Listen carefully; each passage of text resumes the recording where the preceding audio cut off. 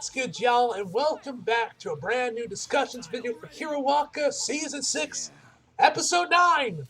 Again, for like the fourth, I think it is, straight year, for a new Hiroaka Season, Episode 9 gets a separate episode discussion video.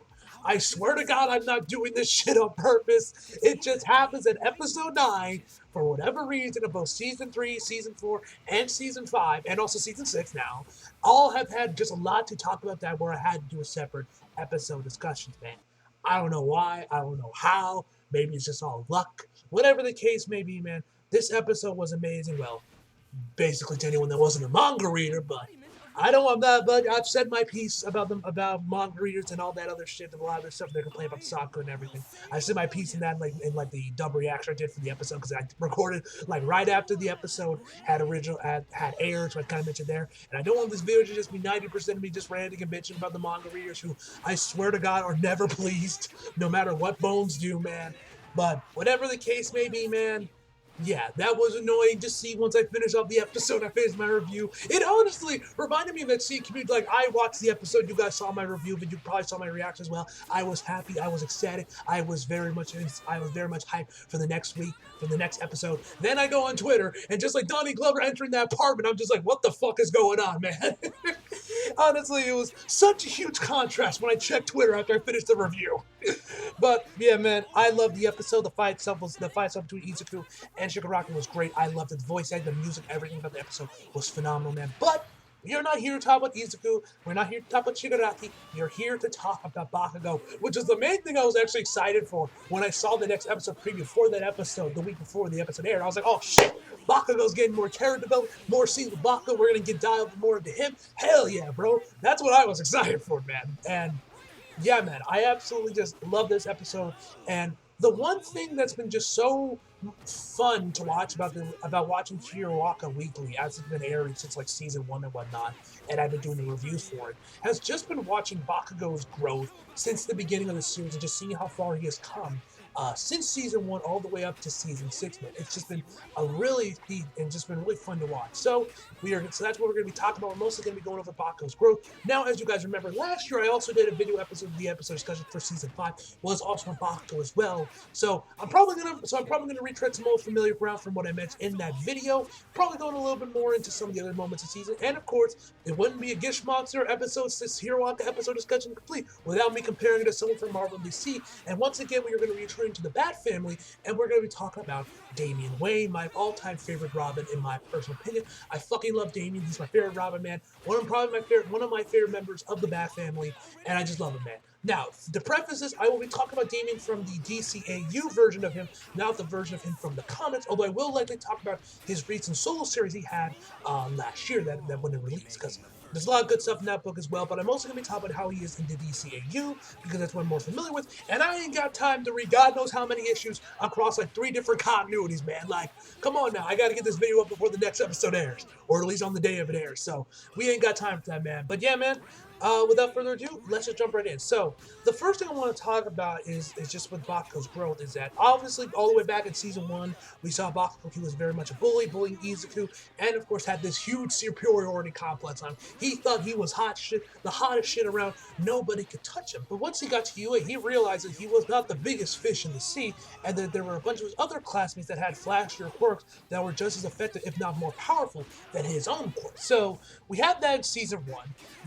Then of course in season 2 we had of course his matchup with All Might with teaming up with Izuku, where he said that he'd rather lose than ever have to team up with Izuku. I mentioned a lot of this in my original video I did for season 5 about how Bakugo always was a solo guy, so I won't repeat myself too much from what I mentioned in that video. Then we have in season 3. This is when we got really a lot of screen time was dedicated to Bakugo, and Horikoshi really did dedicate a lot of time to developing him and adding layers to his character. We started off in season 3, where of course he was captured by the villains, and one thing that I always found kind of fascinating about that first arc of season 3 is you really get to see the Naruto inspirations Horikoshi has with this series, because Horikoshi-sensei doesn't even bother trying to hide the similarities between that arc and the first arc of Naruto, bro. Like, the similarities are there, my man doesn't even try to hide it, man. But I love what Horikoshi did with it because do you guys remember, of course, back in Naruto, Sasuke got captured by Orochimaru, and of course he would eventually join him, and Shippuden was born, where Naruto was just chasing after him the entire series. You had that, but I love how Horikoshi subverted that because especially according to Chibi when he mentioned his review of that episode, a lot of people in the manga community, I'm sure this happened with the anime onlys as well when this episode went to air, everybody was assuming, oh yeah, Bakugo's gonna turn, he's gonna turn heel, he's gonna join the League of Villains, and then Izuku's gonna be chasing after him just like Naruto was for the rest of Hirawaka. But as we know, that did not happen. Bakugo basically told the League of Villains to shove it up their ass. And honestly, a little kind of refreshing to see a character like Bakugo, like Sasuke, not turn to the dark side, It was honestly nice to see. And then of course for the rest of the season he blames himself for All Might losing his powers, culminating when he finally lets all of it out in front of Izuku during their second battle. And I gotta say, quick little tangent, Clifford's performance here is fucking incredible, man. Like I went back and rewatched a lot of these episodes to do research for this video. Not as much. I didn't do as much extensive research this time that I did last year's for that episode. I was more or less just rewatching a handful of episodes from Hirawaka rather than going through God knows how many comics like I was last year, bro. But honestly, Clifford's performance here is fucking incredible, man. This is probably his best, if not one of his best performances as Bakugo so far in the series, man. I just want to quickly give him a shout, man, because I love Clifford Champion as Bakugo. You guys know how much I love the dubcast for Hirawaka, man. Just wanted to shout it out, man. I love this performance, man. That scene was incredible, was amazingly done by him. Anyway, and then we get to that little mini arc we get in season 4, where Bakugo, in a sense, is basically fighting himself, his season 1 self, back when he was super arrogant, superior, thought he was superior to everyone else, and just thought he was the biggest fish in the sea in that little kid. And at the end of that little arc, he tells him, if you keep looking down on everyone else, you'll never be able to see your own weaknesses. Which I just absolutely fucking love that Horikoshi would call back to this in season 6 when Bakugo would echo a very similar sentiment on why he was bullying Izuku.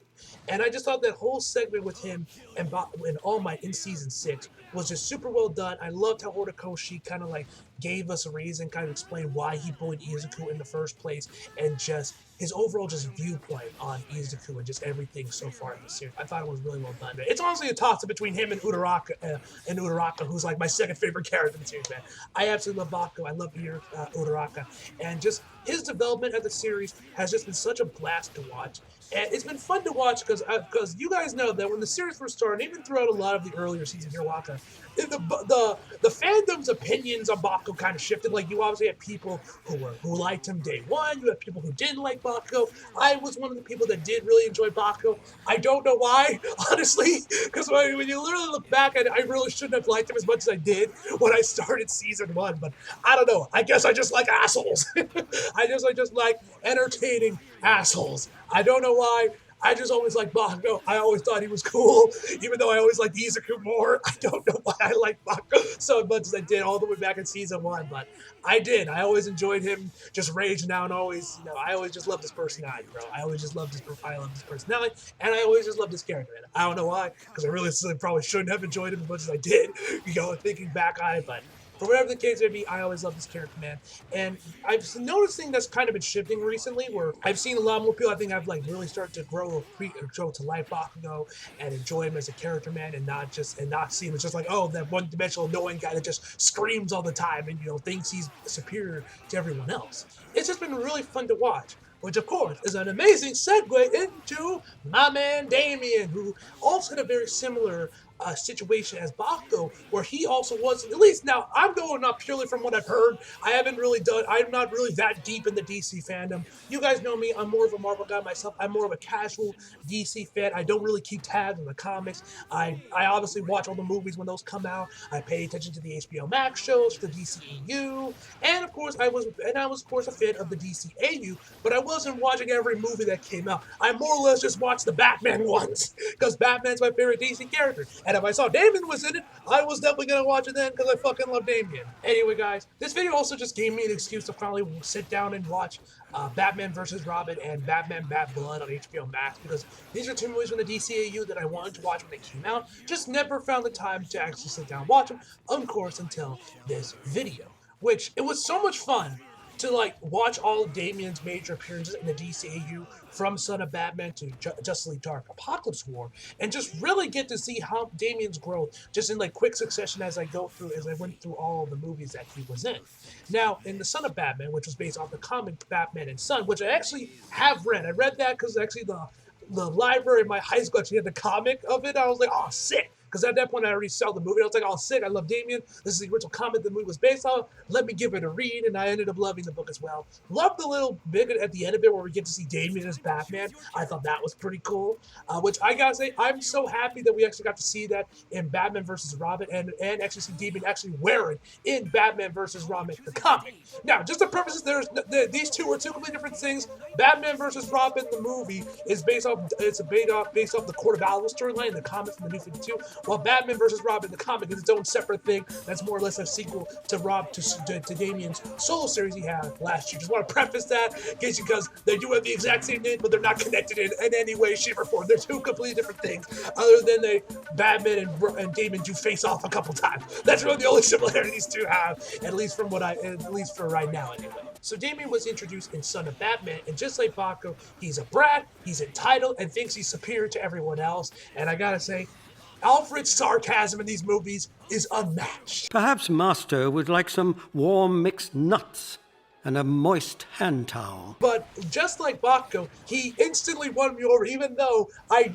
would probably, if I met Damien in real life, I probably would have hated him. But for some reason, like I said with Bakugo, man, he just instantly won me over. And the second I saw him, he instantly became my favorite Robin. Honestly, Son of Batman is probably one of my favorite movies in the DCAU because of Damien, because of his relationship he has with Bruce. And of course, Deathstroke was the main villain of it. And Deathstroke's like my second favorite Batman villain. So I think all of this kind of combined together why it ends up being one of my personal favorites and one that has a particular soft spot, special place in my heart, man. Because I'm pretty sure this might have been my first one, the movie I saw the DCU that wasn't, Flashpoint, I think. I might have saw something else before that, but I'm pretty sure Son of Batman might have been like the first one. Anyway, I love him in that movie. Really did the little bits of development he got in Son of Batman, and of course, by the end of it, he eventually becomes Robin. And I absolutely adore his Robin suit. Out of all of the people that have donned the Robin name, Damien, I think, just has the best suit out of all of them. I love the hood that he has, and I love that in Son of Batman, you can actually see he just like ripped off the hood from his League of Assassins outfit and just stuck it on top of it before, and then in Batman and Robin, where we actually see it's actually been fully integrated into his suit. I just thought that was such a nice little attention to detail, and I think it kind of just makes the Robin suit more his own, where we see him kind of make his own little adjustments to it to make it more his before it's just like fully integrated in the next movie. I just thought that was cool. I like little things like that you can actually see like the pieces of and everything. I just should think like that's cool. And he just looks badass with the hood on, man. He just looks cool with the hood. But anyway, in Batman vs. Robin, we see Damien develop further as he tries to be more like his father, often repeating the phrase, justice, not vengeance. And one thing I also love about this movie, even though I don't like this movie as much as I did Son of Batman, I fucking love all the little interactions and bonding moments Damien and Bruce have together, man. They're honestly some of my favorite moments in the entire DCAU from what I've seen of the movies, and I just love them. They're just so sweet, and I just love them, man. I just love it whenever Bruce and Damien are bonding. I just love seeing them just be like, just have that father-son bonding thing. I just love it, man. It was the same thing that happened when I saw that moment in Red Hood and the Outlaws between Jason and Bruce as well. I just love shit like that with Batman, man. And I just love those moments in this movie, man. That was fucking awesome. So to skip over to the Teen Titans movie, that's when we start to see Damien really start to develop into his own, where just like Bakugo, he has to learn how to work in with a team setting. And across the two films, we see Damien slowly start to develop bonds with his teammates, especially Raven. Then we get to Justice League Dark Apocalypse War. First and foremost, oh my god, I fucking love this movie. This is probably my favorite of the DCAU that I've seen, either that or The Death of Superman. Both those movies are fucking incredible, man. And I love how this movie handles and writes Damien. I don't want to get too deep into this one for spoiler reasons, because I do want you guys to check this movie out. Obviously, after you've watched all the other Batman movies to kind of get the full grasp of it, and probably through other DCAU to really, get everything of other DCU. So this kind of has the same or similar effect it did to someone did like me, because this is basically like the Avengers Endgame of the DCAU. But I love this movie. I love just how mature Damien is in this movie, where we see him talk about how much he genuinely care for his other teammates, as well as of course the other members of the Bat family, even calling Dick his brother. Bro, that scene was absolutely amazing, man. And I just love this movie so much. Like I said, I don't want to get too deep into spoilers, but I just love how mature he is. I love just how well written he is, and I just love his relationship overall with Raven, man. It's so good.